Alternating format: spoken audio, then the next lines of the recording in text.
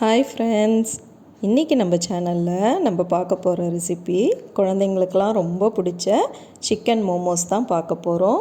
வாங்க இது எப்படி செய்கிறதுன்றதை நம்ம வீடியோக்குள்ளார போய் பார்க்கலாம். இது ரொம்ப கஷ்டம்லாம் கிடையாது, ஈஸி தான். வாங்க பார்க்கலாம். அதுக்கு இப்போ ஒரு பவுலில் நான் 1/2 கிலோ அளவுக்கு போன்லெஸ் சிக்கன் எடுத்திருக்கேன். போன்லெஸ்ஸே வாங்கிக்கோங்க. எலும்போடு வாங்கினீங்கன்னா அதை நம்ம மிக்ஸி ஜாரில் போட்டு நம்ம பல்ஸ் மோடில் போட்டு அரைக்கும் பொழுது கஷ்டமாக இருக்கும். போன்லெஸ்ஸே எடுத்துக்கோங்க. இதை நம்ம கோலா உருண்டைக்கெல்லாம் அரைப்போம் இல்லையா, அந்த மாதிரி ஒரு கொத்துக்கறியாக பல்ஸ் மோடில் போட்டு அரைச்சி எடுத்துக்கோங்க. வாங்க இப்போ நம்ம ஜாரில் போட்டு இதை எப்படி அரைச்சி எடுத்துகிட்டு வரலான்றதை பார்க்கலாம். இது என்ன, நம்ம ராவாக தான் மோமோஸ்க்கு ஃபில்லிங் யூஸ் பண்ண போகிறோம், அதனால தான் நான் போன்லெஸ் எடுத்துக்க சொல்கிறேன். சரிங்களா? பாருங்கள், இப்போ இந்த ஜாரில் நான் எல்லா சிக்கனையும் சேர்க்க போகிறேன். சிக்கனில் இருக்கிற தண்ணியெல்லாம் நல்லா ட்ரைன் பண்ணிவிட்டு பிழிஞ்சு விட்டுட்டு சேருங்க. ஏன்னா நம்மளுக்கு ஃபில்லிங் நல்ல பொலன்னு இருக்கணும். நான் சாகியாக அப்படியே குழன்னு இருக்கக்கூடாது, அதுக்காக தான் சொல்கிறேன். சரிங்களா? வாங்க இதை போய் நம்ம இப்போ அரைச்சிட்டு வந்துடுவோம். பல்ஸ் மோட்லேயே பண்ணுங்கள். பாருங்கள், நான் நல்லா 2 தடவையாக போட்டு அரைச்சி எடுத்துகிட்டு வந்திருக்கேன். நல்லா இந்த மாதிரி கொஞ்சம் பொலன்னு இருக்கிற மாதிரியே பார்த்துக்கோங்க. ரொம்ப அப்படியே குழன்னு இருக்காமல் கொஞ்சம் அதுக்கு தான் நான் முதலே சொன்னேன், தண்ணி நல்லா ட்ரைன் பண்ணிவிட்டு அப்புறம் போட்டுக்கோங்க. இப்போ இதில் நம்ம சேர்க்க வேண்டிய பொருள்லாம் பார்க்கலாம். இதை பாருங்கள் எப்படி இருக்குது பார்த்தீங்களா?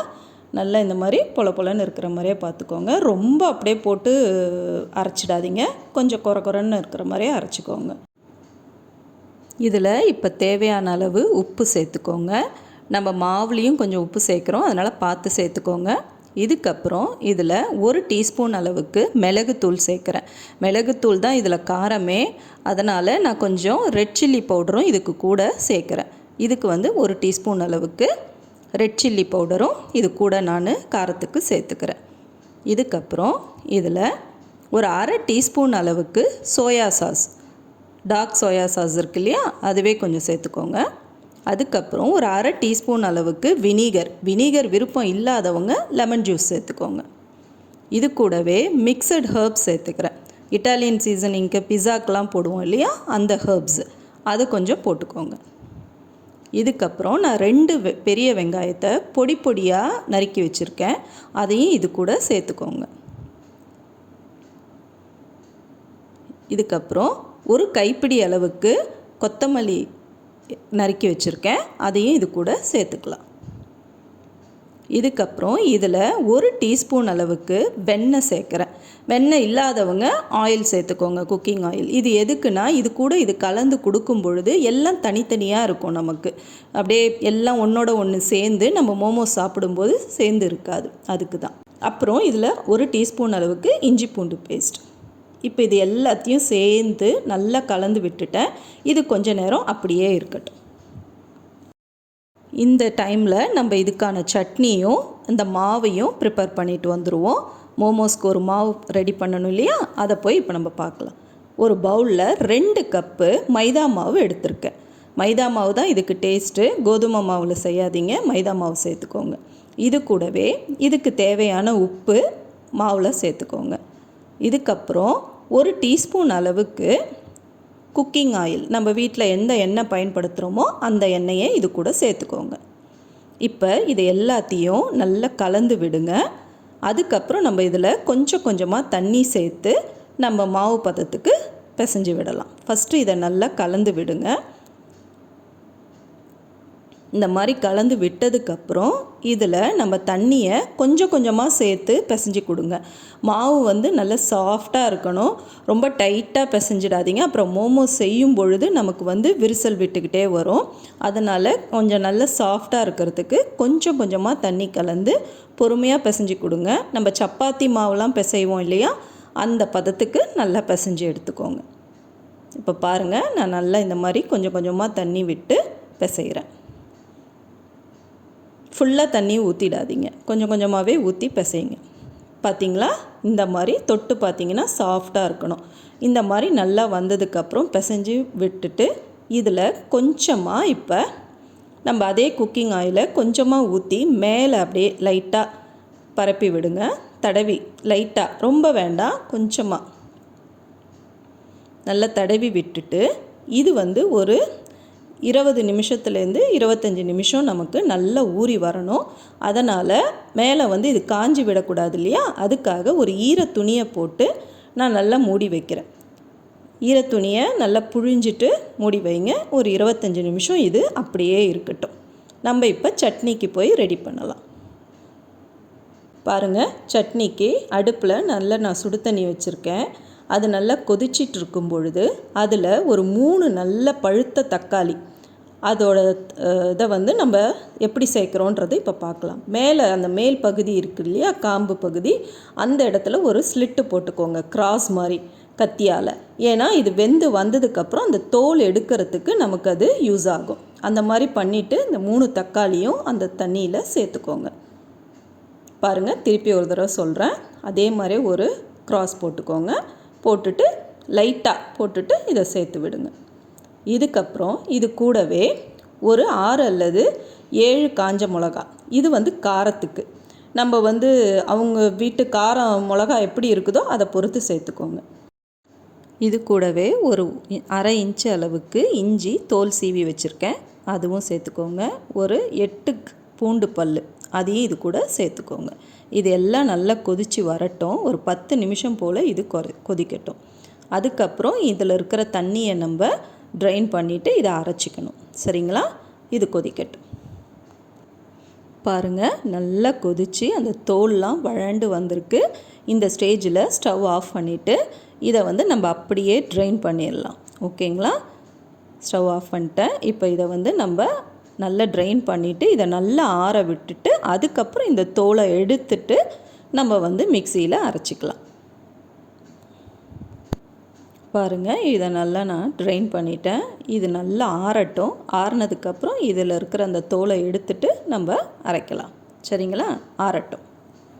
இப்போ பாருங்கள், நம்ம எடுத்து அந்த மாவில் கொஞ்சோண்டு மைதா மாவை நம்ம பிசைஞ்சு வச்சோம் இல்லையா, அந்த மாவில் தூவிட்டு நல்லா இதை பிசைஞ்சு கொடுக்கணும். நம்ம அந்த கையோடைய அந்த உள்ளங்கையில் அந்த மேடான பகுதி இருக்கு இல்லையா, அதால் நல்லா பிசைஞ்சு கொடுங்க. நல்லா அதில் அழுத்தி அழுத்தி நம்ம கொடுக்கும் பொழுது இந்த மாவு வந்து நல்லா சாஃப்டாகிட்டு வரும். நல்ல ஒரு 5லேருந்து ஒரு 7 நிமிஷம் வரைக்கும் இதை நல்லா நம்ம பிசைஞ்சு கொடுத்தோம்னா நல்லா சாஃப்டாகிடும். நல்லா இந்த மாதிரி பிசைஞ்சதுக்கப்புறம் இதை வந்து நம்ம திருப்பி அதே மாதிரி ஒரு 10 நிமிஷம் நம்ம ஊற வைக்கணும். இதை பாருங்கள், நல்லா நான் அந்த கை இது வச்சு தான் பிசைகிறேன். சரிங்களா? இப்போ இது பிசைஞ்சதுக்கப்புறம் இதை வந்து நம்ம ஒரு ஈரத்துணி, பழைய மாதிரியே ஈரத்துணியை போட்டு மூடி வைக்கணும். இந்த மாதிரி பண்ணிவிட்டு பால் மாதிரி பண்ணிவிட்டு இதில் அந்த துணியை திருப்பி போட்டு ஒரு 10 நிமிஷம் போல் ஊற வைங்க. அது அப்படியே இருக்கட்டும். இதுக்கப்புறம் நம்ம அந்த மோமோஸ் சட்னியை போய் ரெடி பண்ணிட்டு வந்துடலாம். பாருங்கள், இப்போ அந்த ஜாரில் நான் அந்த தோலெல்லாம் எடுத்துக்கிட்டேன். அதில் தேவையான உப்பு சேர்த்துக்கோங்க. அது கூடவே நம்ம ஒரு முக்கியமான பொருள் சேர்க்கணும். கொத்தமல்லி தண்டோடு எடுத்துக்கோங்க. ஃப்ரெஷ்ஷான கொத்தமல்லி, அந்த தண்டோடையும் கொஞ்சம் அந்த இலையும் சேர்த்துக்கோங்க. இப்போ இதை நம்ம அரைச்சிட்டு வந்துடலாம். பாருங்கள், இப்போ நல்லா நான் அரைச்சிட்டேன். கொஞ்சம் தண்ணி சேர்த்தும் அரைச்சிக்கோங்க. இதில் இப்போ நம்ம 1 ஸ்பூன் சுகர் சேர்க்குறேன், 1 டீஸ்பூன் அளவுக்கு. அதெல்லாம் அந்த டேஸ்ட் வந்து நம்மளுக்கு ஒரு ஸ்வீட்டான டேஸ்ட் கொடுக்கும். இதுக்கப்புறம் இதில் 1/2 டீஸ்பூன் அளவுக்கு சோயா சாஸ், இதை நல்லா கலந்து விட்டுட்டு இதுக்கப்புறம் இதில் 1 டேபிள் ஸ்பூன் அளவுக்கு டொமேட்டோ கெச்சப் சேர்க்குறேன். கெச்சப் சேர்த்தா அது ஒரு மாதிரி ஸ்பைஸும் ஒரு மாதிரி இனிப்புமான டேஸ்ட் கொடுக்கும். இது எல்லாத்தையும் சேர்த்துட்டு இது கூட திருப்பியும் ஒரு 1/2 டீஸ்பூன் வினிகர் இல்லைன்னா லெமன் ஜூஸ், உங்கள் விருப்பத்துக்கு தகுந்த மாதிரி தான், அதையும் சேர்த்து நல்லா கலந்து கொடுங்க. இப்போ நம்ம மோமோஸ் சட்னி ரெடி ஆயிடுச்சு. இதை வச்சிடலாம். இதுக்கப்புறம் நம்ம மோமோஸ் செய்கிறது எப்படின்னு பார்க்கலாம். பாருங்கள், நம்ம மாவு நல்லா ஊறி வந்துருச்சு. இதை வந்து நான் சிலிண்டர் ஷேப்பில் நல்லா கட் பண்ணி எடுத்துக்கிட்டு அதை வந்து ஒரு இன்ச் அளவுக்கு நம்ம மோமோஸ் சைஸ் அளவுக்கு நான் வந்து கட் பண்ணி எடுத்துக்க போகிறேன். எல்லா மாவையும் இதே மாதிரி சிலிண்டர் ஷேப்பில் திரட்டிட்டு அதில் 1 இன்ச் அளவுக்கு கட் பண்ணி இந்த மாதிரி, இதை பாருங்கள், இந்த மாதிரி கட் பண்ணி எடுத்து வச்சுக்கோங்க. நம்மளுக்கு வந்து மோமோஸ் செய்கிறதுக்கு ஈஸியாக இருக்கும். இந்த மாதிரி தனித்தனியாக எடுத்து மாவோட டஸ்ட் பண்ணிவிட்டு வச்சுக்கோங்க. இப்போ பாருங்கள், அடுத்தது நம்ம செய்யலாம். இதை பாருங்கள், அந்த மாதிரி எடுத்து வச்சதை நம்ம தின் ஷீட்டாக திரட்டிக்கணும். மோமோஸ் வந்து மேல் மாவு வந்து ரொம்ப மொத்தமாக இருந்ததுன்னா மாவாக இருக்கும், நமக்கு ஃபில்லிங் வந்து ஒரு நிறைவாக நமக்கு சாப்பிட்றதுக்கு நல்லா இருக்காது. அதனால் தின் ஷீட்டாக, அதாவது ரொம்ப தின்னாகவும் இது பண்ணாதீங்க, கொஞ்சம் மெலீஸாக பண்ணிட்டிங்கன்னா நல்லாயிருக்கும் நம்மளுக்கு சாப்பிடும் பொழுது. அதுக்காக தான் இந்த மாதிரி தின் ஷீட்டாக எடுத்துக்க சொல்கிறேன். சரிங்களா? பாருங்கள், அந்த மாதிரி திரட்டிட்டேன். இதில் இப்போ நம்ம அந்த சிக்கன் ஃபில்லிங்கை வைப்போம். கொஞ்சமாக வைங்க. அதுக்கப்புறம் இதை வந்து நான் எப்படி செய்கிறதுன்றது சொல்கிறேன். இது ஒரு விதமான ஷேப்பு. நம்ம புடவைக்கெல்லாம் கொசுவம் வைப்போம் இல்லையா, அந்த மாதிரி ஒரே பக்கமாக அப்படியே சுற்றிக்கிட்டே வாங்க. அந்த இதை மட்டும் ஒரு பக்கத்தை மட்டும் மடித்து அதில் அப்படியே சேர்த்துக்கிட்டு வாங்க. நமக்கு வந்து இந்த மோதகம்லாம் செய்கிறோம் இல்லையா, அந்த ஷேப் கிடைக்கும். ஆனால் அந்த கொசுவம் வச்ச மாதிரி பார்க்குறதுக்கு அழகாக இருக்கும் உங்களுக்கு. கொஞ்சம் பொறுமையாக செய்யுங்க, எடுத்தோடனே வராது. கொஞ்சம் வந்து நம்ம 2-3 தடவை செஞ்சோம்னா தான் அந்த ஷேப் வரும். பாருங்கள், இன்னொரு தடவை நான் செஞ்சு காட்டுறேன். அதே மாதிரி ஃபில்லிங் வச்சுக்கோங்க. ஃபில்லிங் கம்மியாக வைங்க. அதே மாதிரி ஒவ்வொன்றா மடித்து ஒரே பக்கத்துலேருந்து அப்படியே சுற்றிக்கிட்டே வாங்க. அப்போ தான் உங்களுக்கு அது ஈஸியாக வந்து வரும். உங்களுக்கு ஒரு கொசுவம் மாதிரி வைக்கும் பொழுது திருப்பி சுற்றி விட்டுக்கிட்டே வந்தீங்கன்னா ஈஸியாக இருக்கும். பார்த்திங்களா, இந்த மோமோஸ் ஷேப்பு வந்துடுச்சு. இதே மாதிரி இன்னொரு ஷேப்பும் உங்களுக்கு நான் செஞ்சு காட்டுறேன். இதே மாதிரி அதில் ஃபில்லிங் வச்சுட்டு சோமாஸுக்கெல்லாம் மடிப்போம் இல்லையா, அந்த மாதிரி மடிச்சுக்கோங்க. மடிச்சுட்டு அந்த ஒரு பக்கத்தை மட்டும் 2 இதையும் சேர்த்துருங்க. ஒரு சைடில் மட்டும் சேர்த்துட்டு அதே கொசுவத்தை ஒரு சைடு மட்டும் நம்ம மடித்து விட்டுட்டு வரணும். என் கை இந்த தம் ஃபிங்கர் இருக்கிற சைடு வந்து அப்படியே ப்ளெயினாக தான் இருக்கணும். அதில் கொண்டு வந்து இந்த சைட்லேருந்து நான் செஞ்சுட்டு வரதை மடித்து விட்டுட்டு வாங்க. அப்படியே கடைசி வரைக்கும் அதே மாதிரி அந்த கொசுவம் மாதிரி வச்சு மடித்து விட்டுக்கிட்டே வந்தீங்கன்னா கடைசியில் வந்து அது அப்படியே சேர்ந்துட்டு நமக்கு அது ஒரு ஷேப் கிடைக்கும் மோமோஸ். பார்த்திங்களா, இது ஒரு ஷேப் மோமோஸில். ஓகேங்களா? இதே மாதிரி நம்ம எல்லாத்தையும் செஞ்சு இட்லி பானையில் வச்சு வேக வச்சு 10 நிமிஷம் எடுத்துக்கலாம். நம்ம மோமோஸ் ரெடி ஆகிடும். இதே மாதிரி இட்லி தட்டை க்ரீஸ் பண்ணிவிட்டு வேக வச்சு எடுத்துக்கோங்க. 10 நிமிஷம் வேகட்டும். இப்போ பாருங்கள், சூப்பரான சிக்கன் மோமோஸ் ரெடி ஆகிடுச்சு. இந்த சட்னியோடு இதை சாப்பிடும் பொழுது ரொம்ப சூப்பராக இருக்கும். இதை வெஜிடேரியன் மோமோஸாகவும் செய்யலாம், பன்னீர் அந்த மாதிரி ஸ்டஃபிங் வச்சு செய்யலாம். இந்த ரெசிபி உங்களுக்கு பிடிச்சிருந்துச்சுன்னா இந்த வீடியோவுக்கு ஒரு லைக் போட்டுட்டு கமெண்ட் பண்ணிவிட்டு ஷேர் பண்ணுங்கள். மறக்காமல் சப்ஸ்கிரைப் பண்ணுங்கள். மீண்டும் இதே மாதிரி ஒரு ரெசிபியில் நம்ம சீக்கிரமே சந்திக்கலாம். Thank you friends.